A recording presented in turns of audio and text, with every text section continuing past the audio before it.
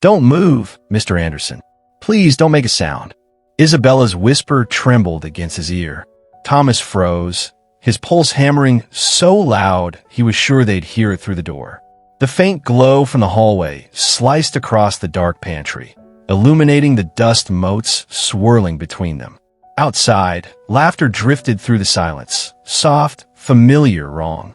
Sarah's voice, his wife. "Welcome back, family. Tell me how you all are doing today. Here is another story that will captivate you. But before we dive in deep, support the channel, like, subscribe, and share the story to make it go viral." Now, let us continue. And then another, deeper, steadier. Mason Clark. Thomas's chest tightened. Mason had been his financial advisor for a decade, his best friend since college. But what were they doing here? Together? He tried to speak, but Isabella pressed her palm harder over his mouth. Her face was pale, eyes wide with something that looked like terror. Through the narrow crack of the pantry door, Thomas saw the reflection of his wife in the glass cabinet, champagne flute in hand, smiling at Mason as if they owned the place. A silver briefcase sat open on the marble island. Next to it, 2 vials of white powder glistened under the pendant lights. "Tonight," Sarah murmured, her tone calm, measured. "We finish it." The words hit Thomas like a physical blow. The air in his lungs vanished. Isabella's grip tightened, urging him to stay silent as Mason leaned in, voice low. "His car's outside," he said. "He must have sent someone for paperwork. We'll make it look like he never came back from Dallas." A chill raced down Thomas's spine. The bourbon he'd left on the counter days ago, the lingering taste of bitterness in every drink, the dizzy spells, the fatigue. It all collided into one sickening truth. He turned his head slightly, whispering so quietly it was almost breath. "Why are they here?" Isabella's answer came just as soft, steady, resigned. "Because you weren't supposed to be." The house fell silent again. Only the sound of their heartbeats filled the dark. And in that suffocating stillness, Thomas Anderson realized his home, his sanctuary, had just become a trap. Isabella's hand finally fell away from his mouth. Her voice was low, urgent. "Mr. Anderson, they've been planning this for weeks." Thomas blinked at her, the words barely making sense. "Planning what?" She glanced toward the hallway before answering. "The new security team, they don't work for you. I've seen men coming at night, deliveries through the back gate. They said it was for the foundation renovation, but the boxes weren't tools. Chemicals, vials, cameras. That's impossible," Thomas whispered, shaking his head. "Mason handles that." "Exactly," Isabella cut in. "He handles everything." Her tone carried something that made his stomach turn, certainty. She leaned closer. "Your wife told him last night the dosage was too strong. Said you've been getting dizzy. Said she'd switch it to whiskey to make it smoother." The words lodged in his throat like glass. He remembered the tightness in his chest, the nausea after every drink. He'd blamed exhaustion, the travel, the stress. But now, his breath came short. "You're saying she's poisoning me?" "I'm saying," Isabella said softly, "you wouldn't be alive if you'd stayed gone another day." They moved carefully through the darkened hallway. The air smelled like lemon polish and lies. Each creak of the floor felt like a gunshot. Isabella led him toward the laundry room, where a narrow door hid a maintenance tunnel that opened near the lake. Just as she pushed it open, footsteps echoed behind them, slow, deliberate. The beam of a flashlight swept across the hall. One of the new guards. Isabella yanked Thomas into the tunnel, slamming the door quietly behind them.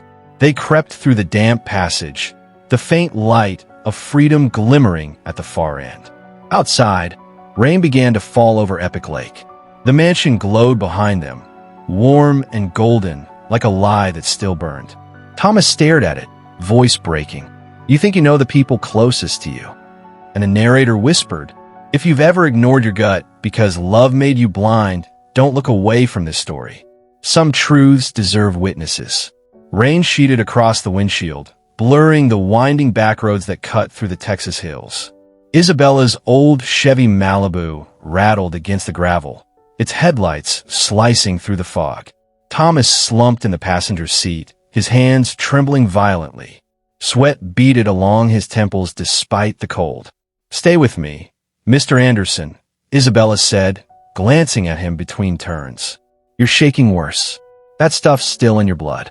He tried to answer, but his voice came out cracked. I feel drunk but wrong. That's the poison leaving you, she said. Your body's fighting to stay alive.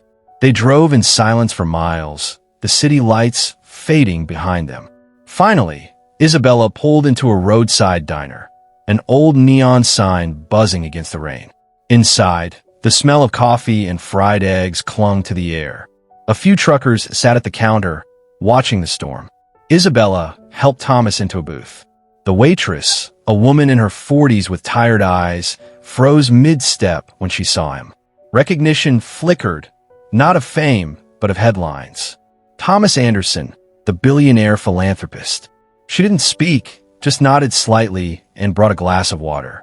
Thank you, Isabella whispered. But peace lasted less than 5 minutes. 2 men in dark coats pushed through the door, shaking off the rain. Their eyes scanned the room, their movements too precise to be casual. Isabella's hand brushed Thomas's arm. We have to go. Now. They slipped out the back into the downpour, tires screeching against wet pavement as gunmetal headlights cut through the fog behind them. When the road finally cleared, Thomas looked at her, drenched calm, unflinching. Who are you? He asked. Isabella kept her eyes on the road. Someone who knows a man that helps people who don't belong anywhere. The rain eased as they turned down a narrow lane lined with dying oaks. At the end stood a white-steepled church, its windows dark except for a faint glow beneath the cross. Thomas followed Isabella through the side door, his shoes leaving muddy prints on the stone floor. Pastor Reed met them with a quiet nod. His face was weathered, kind, and when he looked at Thomas, there was no surprise, only understanding. You're safe here, he said. For now. They descended into the basement. It smelled of damp earth and candle wax. Old cots and folded blankets lined the walls, a relic from the floods that had swept through Austin years ago. Reed motioned to a woman arranging medical supplies at a folding table. Nurse Clara, he said, one of ours. Isabella handed over the small plastic vial she'd hidden in her jacket. Clara unscrewed it, ran a test strip through the powder, and waited. The strip darkened to a dull violet. It's a sedative, Clara said softly. Rare. Slows the heart until it looks like it just gives out. Thomas's stomach clenched. His mind reeled back to the night he'd nearly collapsed at dinner, Sarah's hand on his shoulder, her voice trembling with concern. It must be stress, darling. Maybe skip the gym this week. He pressed a hand to his chest now, breath ragged. The room blurred. Flash, Christmas lights. Laughter. Sarah's red dress shimmering as she poured him whiskey. Mason clapping his back, promising new beginnings. The taste of betrayal disguised as warmth. Thomas sank onto one of the cots, his voice barely a whisper.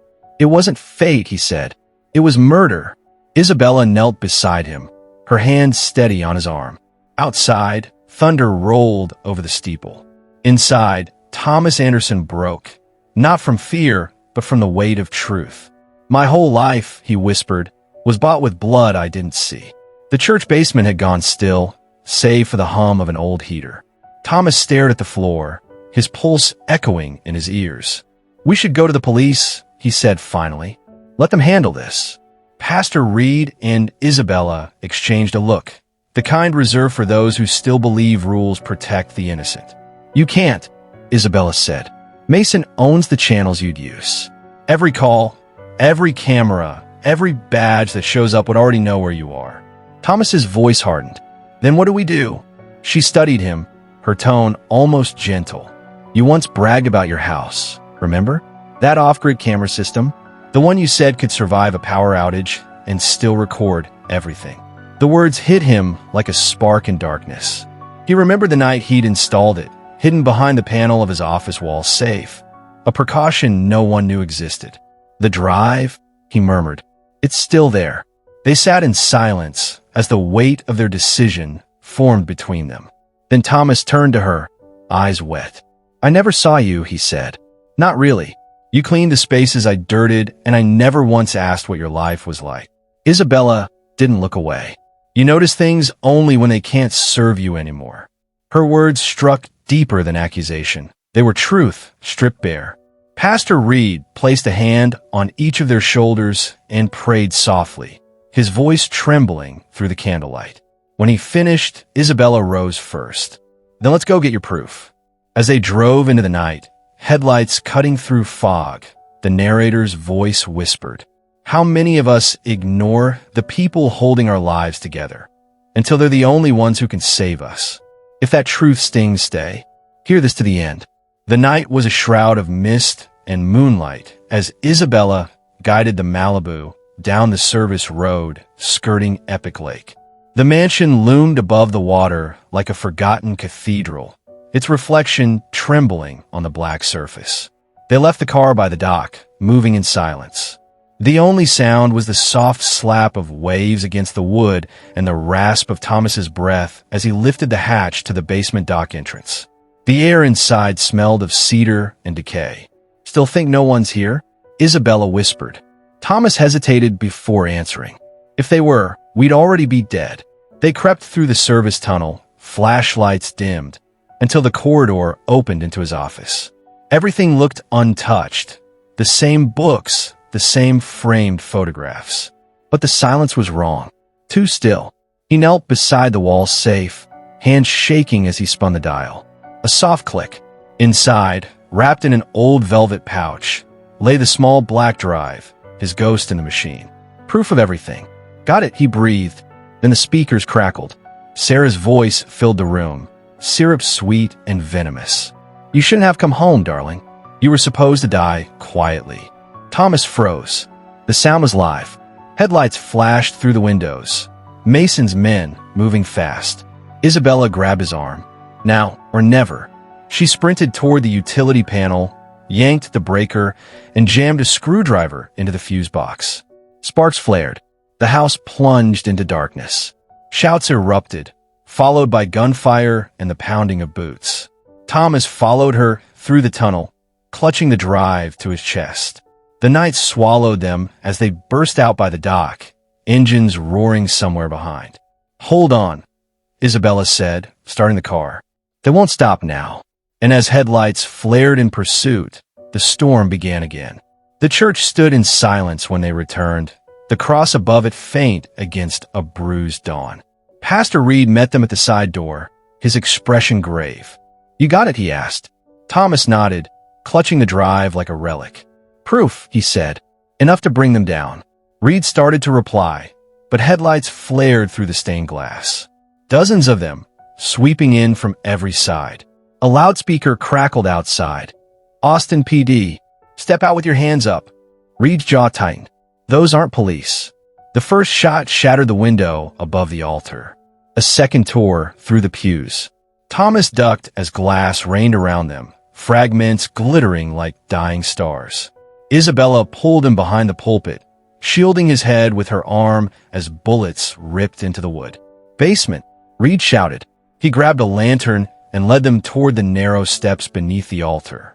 The tunnel below was dark, carved from earth and stone, the same one once used when floods swallowed this part of the city.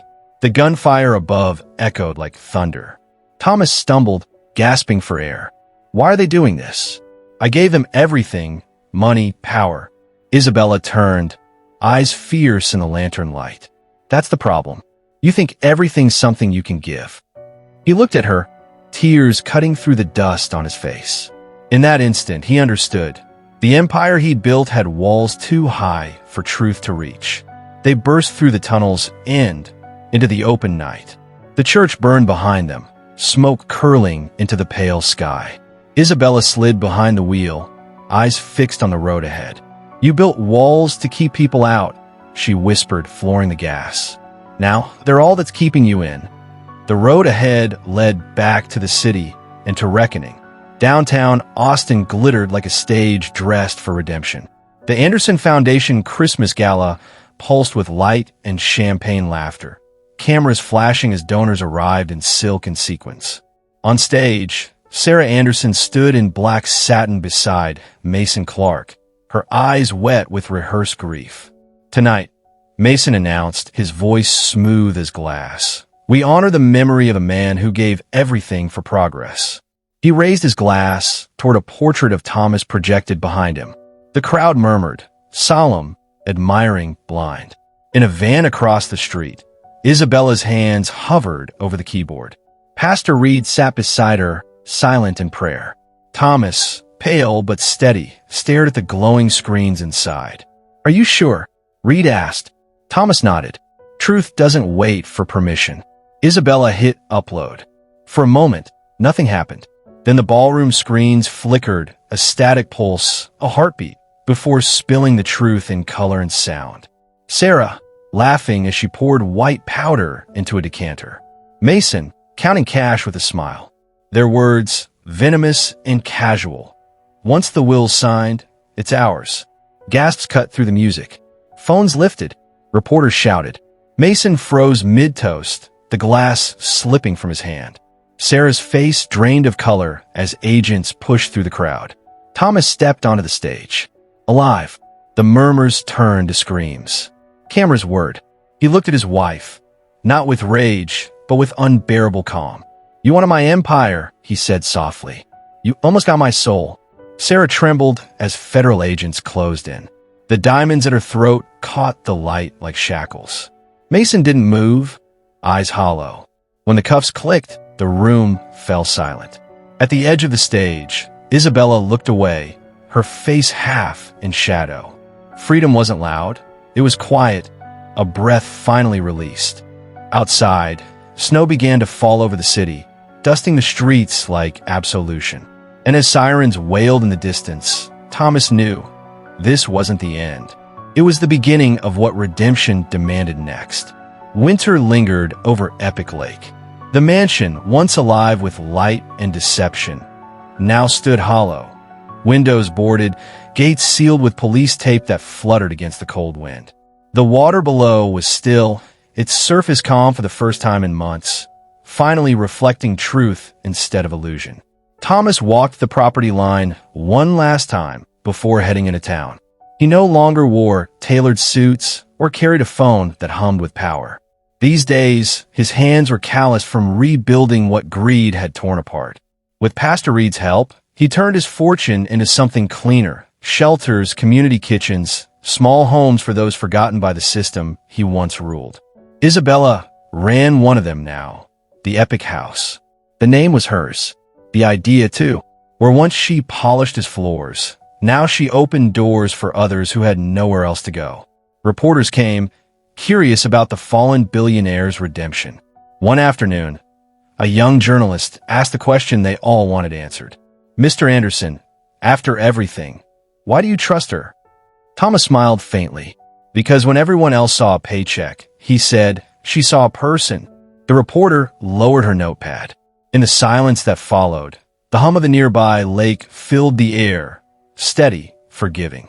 As the screen faded to dusk, the narrator's voice rose softly. "If this story moved you, let it remind you, the people who save us rarely wear crowns.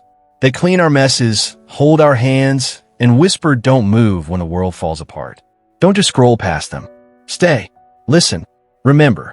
The camera lingered on the lake, still, clear, endless, as light broke through the clouds, glinting off water that finally held nothing to hide. Thank you for staying to the very end. Trust the story resonate with you.